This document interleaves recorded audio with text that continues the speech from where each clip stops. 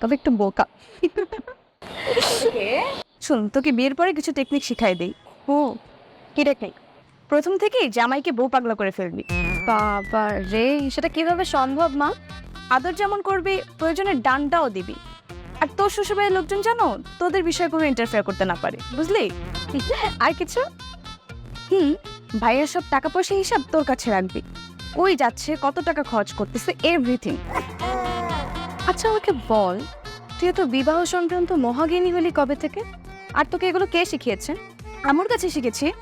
ছোট থেকে এই পর্যন্ত দেখে আসছি আপুর যা যা প্রয়োজন হয় সব আম্মুর কাছ থেকে চেয়ে নেয়। বুঝলাম।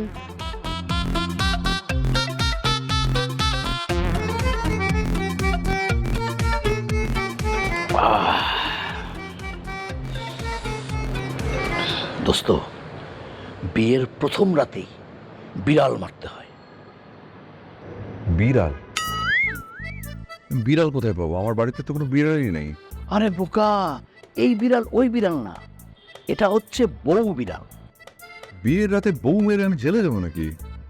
আর তাছাড়া বিয়ের রাতে বউকে মারতেই বা হবে কেন? উফ গাদা, তুই কিচ্ছু বুঝতেছিস না।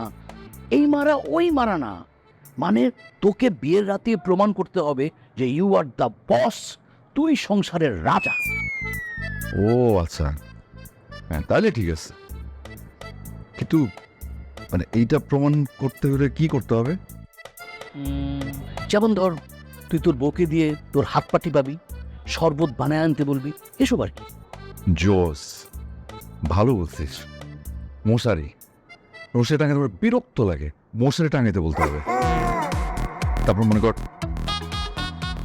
এই যে মোজা, তাই না, জুতো পরার সময় মোজা হয় না, এগুলো ঠিকঠাক রাখতে হবে। অবশ্যই, মানে মশারিও টাঙাবি, আরও ধর এই ধরনের যত অ্যাক্টিভিটিস আছে এগুলো তোর বউকে দিয়ে করাবি, তাহলে প্রমাণ হয়ে যাবে যে you are the boss and that's final. ডাক